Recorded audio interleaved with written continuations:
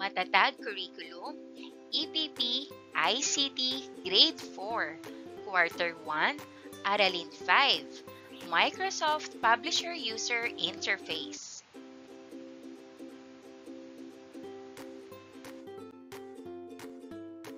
Magandang buhay mga bata!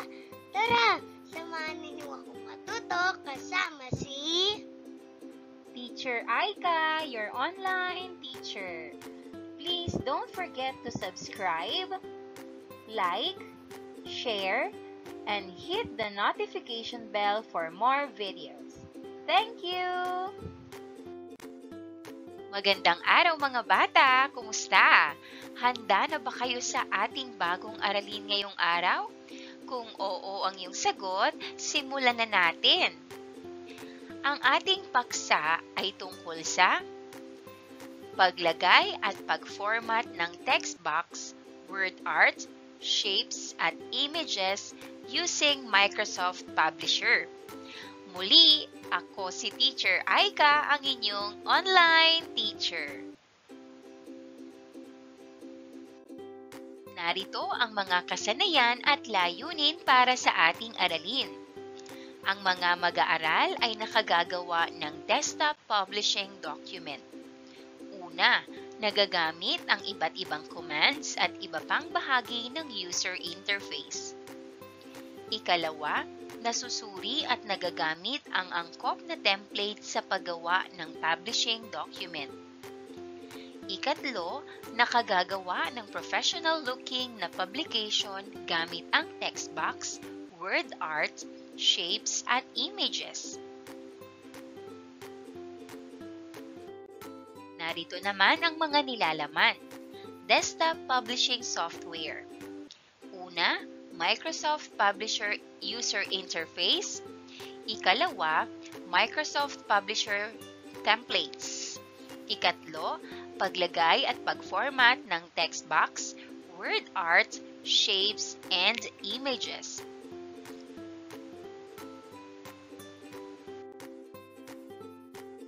Unahin natin ang paglalagay at pag-format ng text box. Mahalagang matutunan kung paano maglagay at mag-format ng text at text box. Ang maayos na pagkakalagay at pagkaka-format ng text at text box ay mahalaga upang makamit ang layunin ng iyong publication.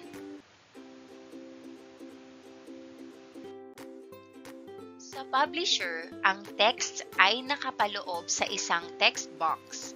Sa paglalagay ng text box, gawin ang mga hakbang na ito. Number 1, piliin ang Home tab sa ribbon at i-click ang Draw Text Box. Number 2, maaari ding i-click ang Insert tab sa ribbon at i-click ang Draw Text Box. Number 3, ang mouse pointer ay magiging crosshairs. I-drag ito sa work area at magkakaroon na ng text box dito.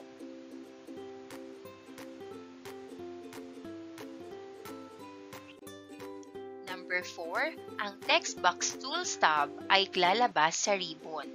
Sa tab na ito ay nakapaloob ang mga commands na tumutulong upang i-adjust at i-format ang text box at ang text na nasa loob nito.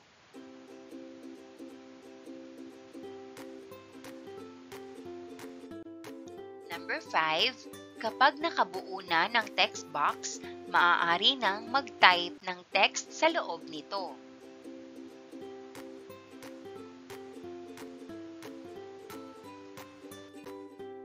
Sunod naman nating gawin ay ang pag-wrap ng text.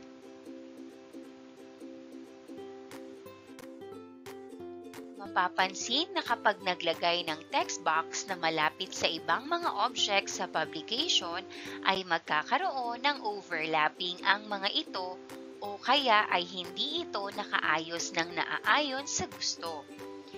Kinakailangang palitan ang text wrapping settings. upang mabigyang solusyon ang problemang ito. Sundin lamang ang sumusunod. Number 1, piliin ang object o ang image at i-click ang Format tab sa ribbon.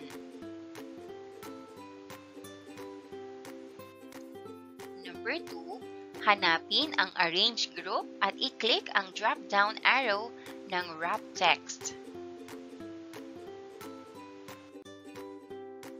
Number 3, piliin ang gustong wrap option. Mapapansin na ang text ay mag-aayos ayon sa napiling option.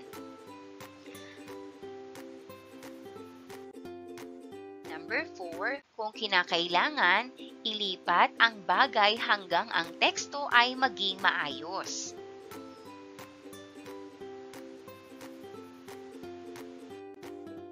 Dumako naman tayo sa pag-connect ng text boxes.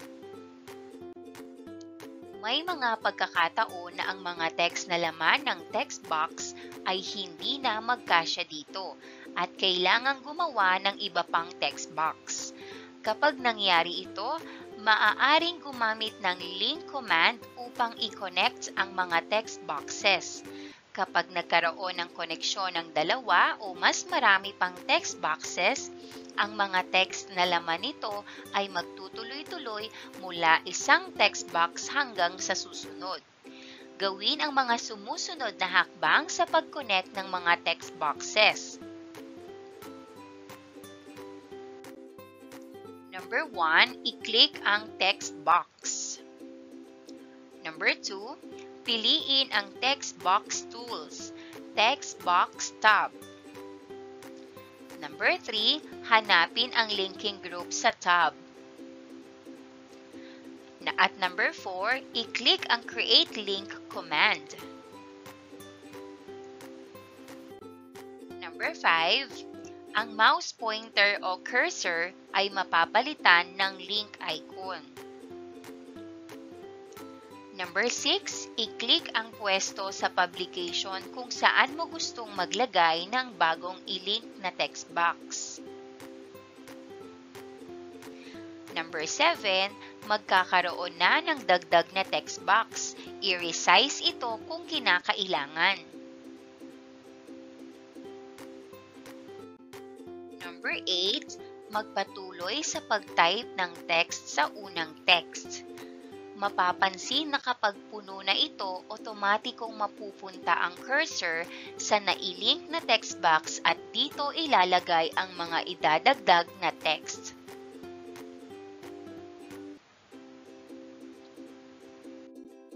Ang sumunod naman ay ang pag-modify ng text box gamit ang text fit.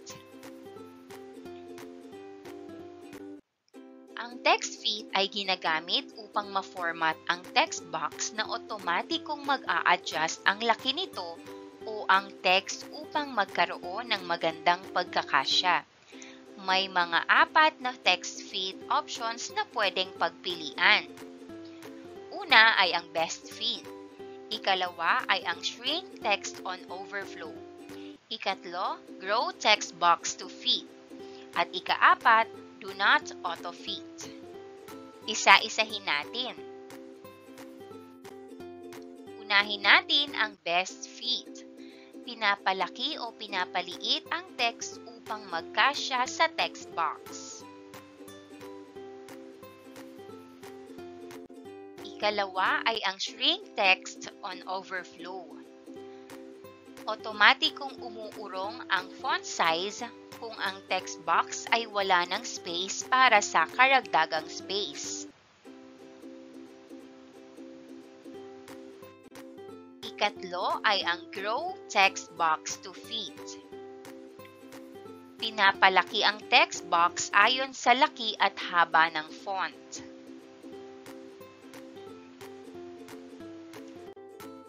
Ika-4 ay ang do not auto-fit. Ito ay ang default option. Walang nangyaring pagbabago sa text o sa text box.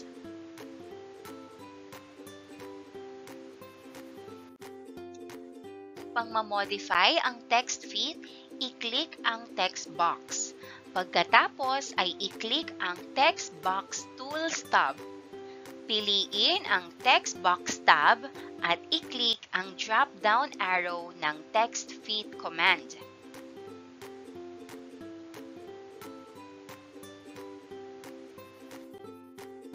Ang ikatlo naman ay ang paglalagay ng word art.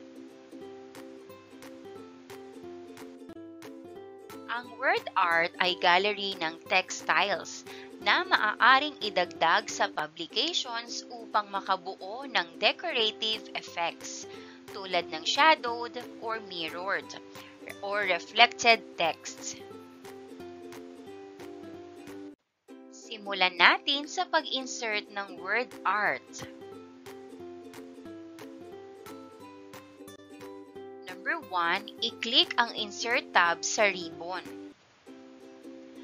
Number 2, sa text group, i-click ang drop-down arrow sa word art command. Number 3, maaaring pumili mula sa plain word art styles o sa word art transform style galleries.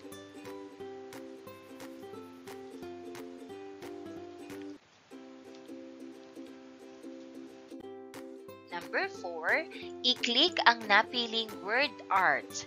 I-type ang text sa Edit Word Art text box at pumili ng font, font size at i-apply ang bold or italics at i-click ang OK.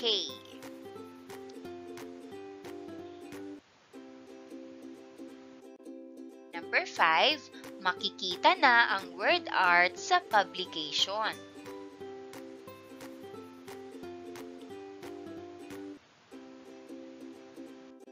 Sunod naman ay ang pag-delete ng word art. Number 1, i-click ang word object. Number 2, i-press ang delete.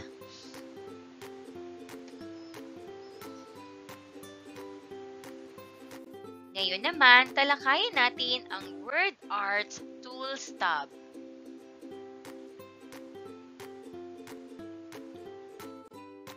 Ang Word Art Tools tab ay tumutulong upang i-format ang word art text at effects. I-arrange ang word art at palitan ang size ng word art object.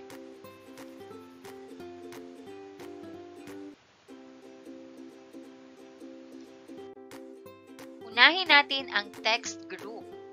Ang text group ay nagbibigay ng mga tools upang mapalitan ang text content, spacing, height, switching mula sa horizontal at vertical at ang text alignment ng word art.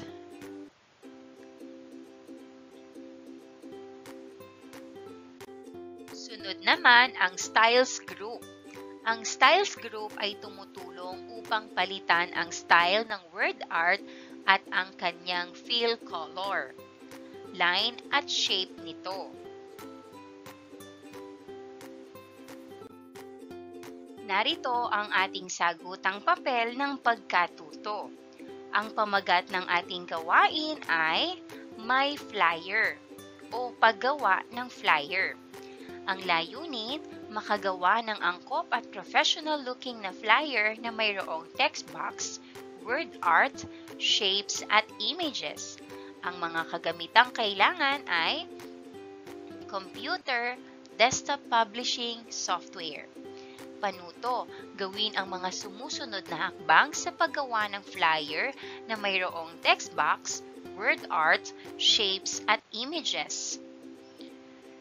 Number 1, buksan ang Microsoft Publisher at maghanap ng angkop na flyer na maaaring gamitin sa Office Template man o sa built-in template. Number 2, piliin ang angkop na flyer na gagamitin at i-click ang Create. Number 3, i-modify ang laman o elements ng flyer upang makagawa ng flyer para sa Clean and Green campaign ng inyong paaralan. At number 4, iset ang laki ng publication sa A4 size.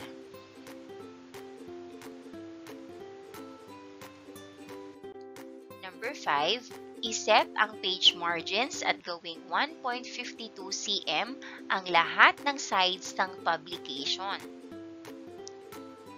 Number 7, gawing landscape ang page orientation ng flyer. Number 7, sa mga text boxes, itype ang mga mahahalagang impormasyon tungkol sa kampanya. Number 8, gamitin ang text fit settings upang matukoy ang pinakamagandang fit ng text sa text box.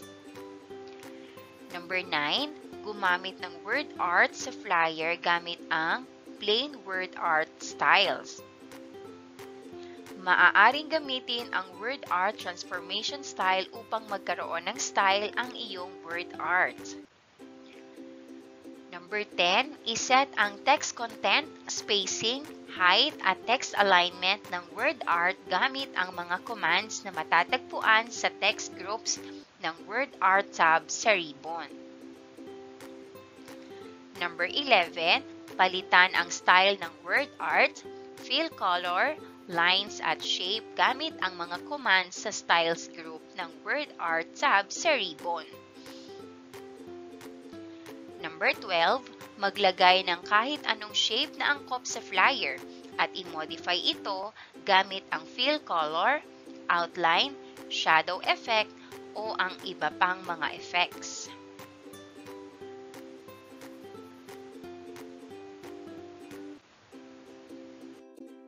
Number 13, magdagdag ng angkop na picture sa flyer gamit ang Online Pictures tool. Number 14, subukan kung anong angkop na brightness at contrast ang picture gamit ang Corrections tool sa Picture Format tab. Number 15, maaari ding palitan ang kulay ng picture gamit ang Recolor commands. Number 16, lagyan ng border, effects at caption ang mga inilagay na pictures gamit ang mga commands sa Picture Styles group. Number 17, tingnan ang kabuuang itsura ng iyong flyer. Siguraduhing maayos ang pagkakaayos ng lahat ng elemento. Number 18, i-finalize ang pag-format ng flyer upang maging professional looking at angkop ito sa kanyang layunin. Number 19, i-save ang iyong flyer at gamitin ang file name na My Flyer.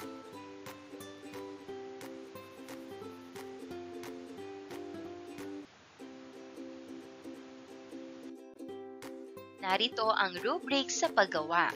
5 puntos ang pinakamataas, 1 puntos naman ang pinakamababa. Kasanayang kaalaman. Number 1, nakagawa ng flyer gamit ang napiling template. Number 2, naiset ang page size, margin at orientation. Number 3, nakapag-set ng fit ng text sa text box. Number 4, nakapaglagay ng plain word art at transform style. Number 5, naiset ang text content, spacing, height, at ang text alignment ng word art. Number 6, napalitan ang style ng word art, fill color, lines at shapes nito. Number 7, nakapaglagay ng shape at nalagyan ng fill color, outline at shadow nito. Number 8, nakapaglagay ng picture at nabago ang brightness, contrast at recolor nito. At ang panghuli, nalagyan ng border effects at caption ang picture. Na-format din ang publication gamit ang iba't ibang formatting commands at syempre, na-save ang publication sa tamang lokasyon at file name. Good luck! Maraming salamat sa panonood! Huwag kalimutang i-like at mag-subscribe para sa higit pang educational content. I-click ang bell icon para ma-update ka sa ating mga bagong video. Salamat!